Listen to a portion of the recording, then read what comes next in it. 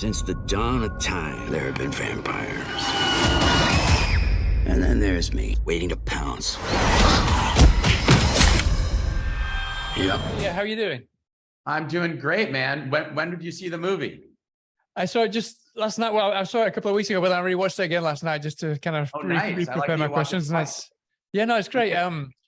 It's a great. I mean, basically, it's a great fun vampire movie. But I think, kind of, if you get down to the text of it, I felt that there was a lot more underneath kind of the surface than at least the trailer gave out. Anyway, I was reading actually that you. I don't know if this was specifically coming from the other writer or from you, but I was reading that you were in a rock band in your kind of late teens, early 20s, and I was reading a quote that you said. It said that the world breeds when you were kind of in that lifestyle. It said that the world breeds kind of this soul-sucking cycle where everybody kind of feels off creativity, and I really kind of got that feeling when I was watching this film. That kind of these. I don't want to give too much away. It's quite complicated not to, but kind of these people who bring these guys into their mansion feel kind of like these entrepreneurs that are trying to suck off artists, in a way. Was that something that kind of came from your background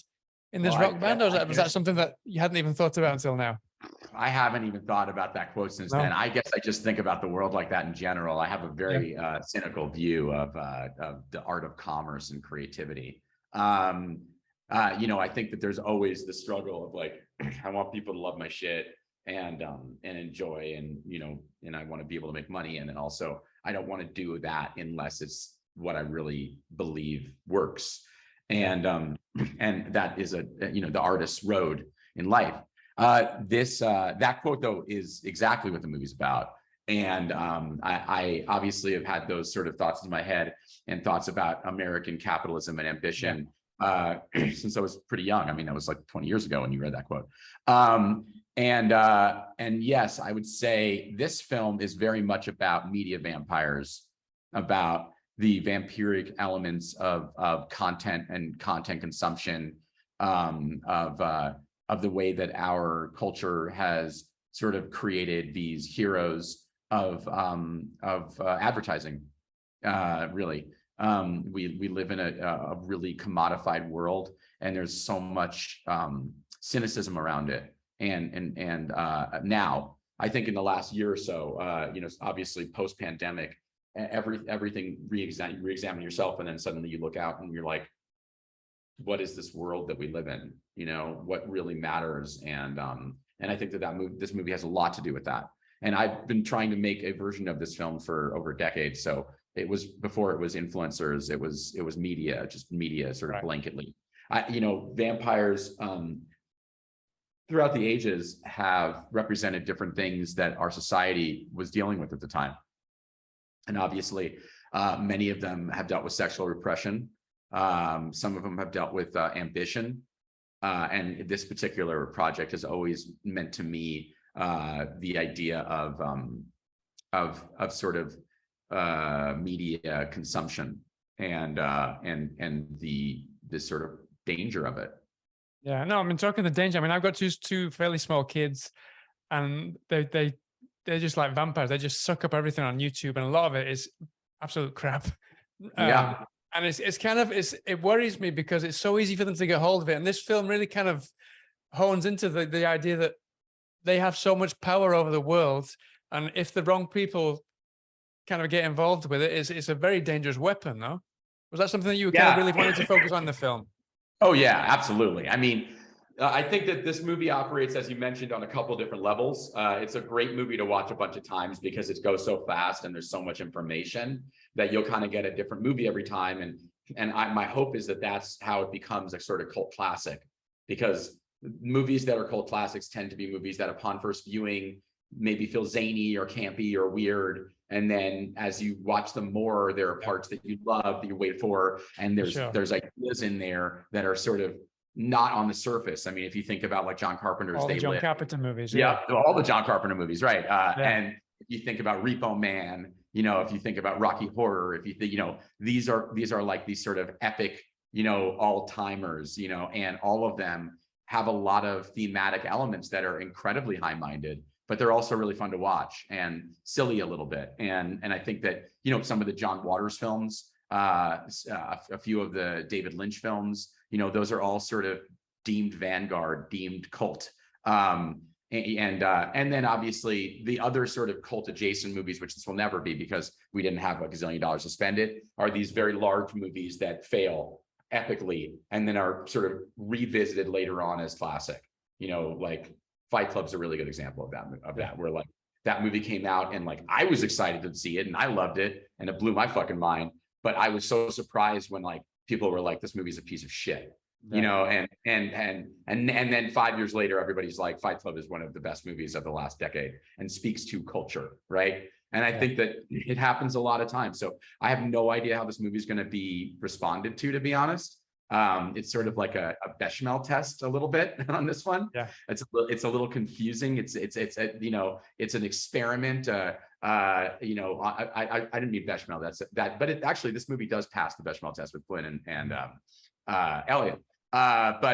No, I meant sort of more of a grand experiment. It's a chemistry of like, do you understand what the movie's going for? Do you think that things are done intentionally, you know, or are you kind of watching this saying, what the fuck is this movie? You know?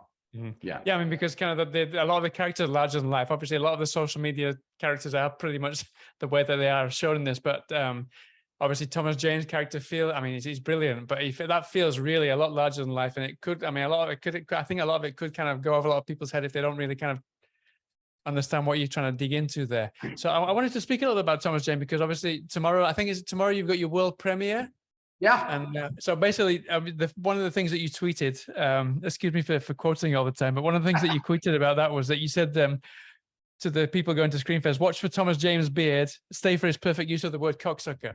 So I just want to kind of, can you explain a little bit how you came about this kind of character and how Thomas Jane just kind of was the perfect fit for this? You never know when you're going to find like your sort of acting id until you find it, you know? And so there's a part of me that is like, you know, as sort of almost like Keith to Mick with me and Thomas.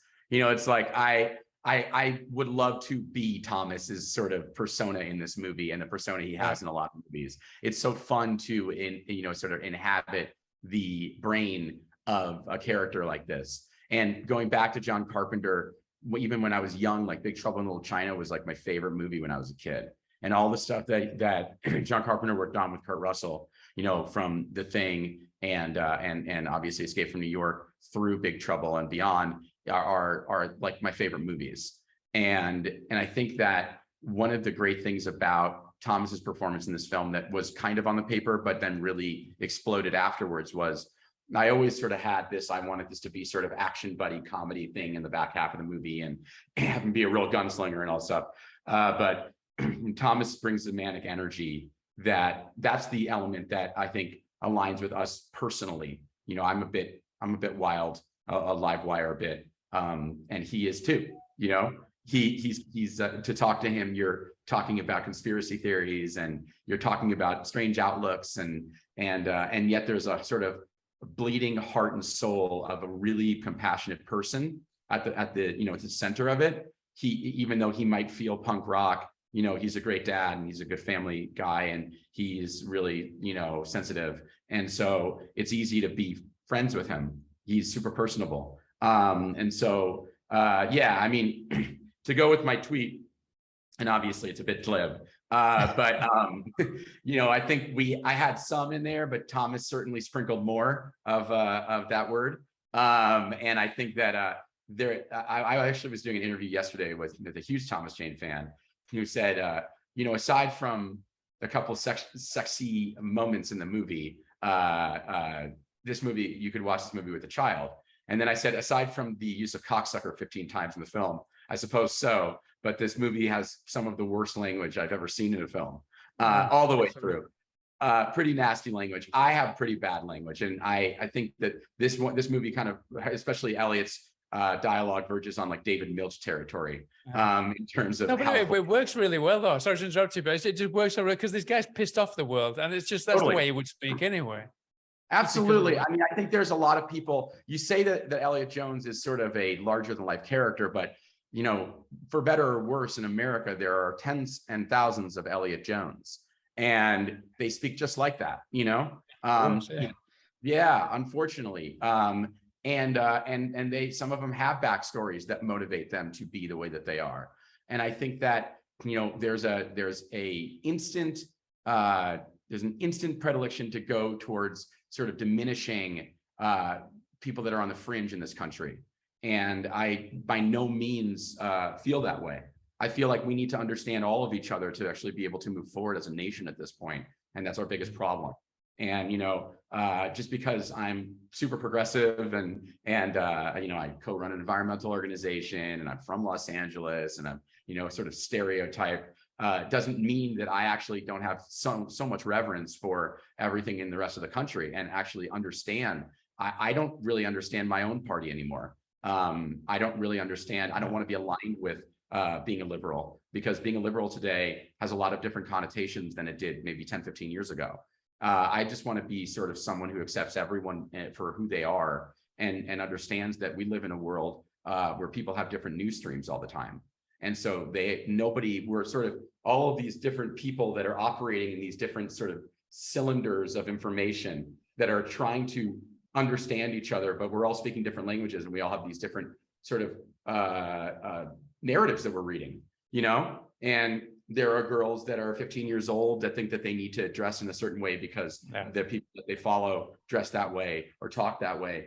And then there are people that are 15-year-old girls that don't watch those people on their streams, and they have a totally different perspective and think that those people are, you know, horrible and degrading their, you know, female identity. And the question is like, which one is right? And the answer is like, I don't even know, you know, because you can express femininity any way you want. You could express body expression and sexual expression whatever way you want. And that's the good thing about where we are now.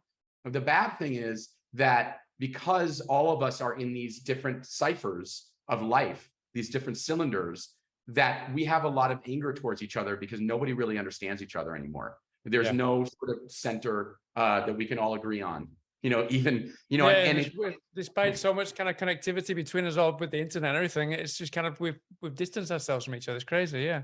It's crazy. And that's why, you know, speak to kind of be a cinema, cinephile and a cinema lover. It's great to see people coming back to movie theaters, because I do think that one thing that we can all unify on sometimes is like liking a movie. And I think that the reason why a lot of horror movies are doing really well right now, it's just we can all identify with the fact that we're scared in this country and that we're angry in this country and that we want to have a release of watching it on a screen. We want to be able to laugh about how crazy the world is right now. And so, you know, as fun and crazy and weird and campy as Slayers is, it's also a representation of where we are as a society, which is there is no center and everything is all over the place. So why not make a movie where everything is all over the place? You know what I mean? And represent the world we live in. Brilliant. Well, listen, Sal, we've got to wrap, Asher, but it's been great to speak to you. I wish you the best luck with the world premiere tomorrow, and all the best of luck when it comes out next week as well. And I hope to speak to you again sometime soon about another movie. Yes, love it. Talk to you soon. Take care of yourself. It's vamp time. That's cool.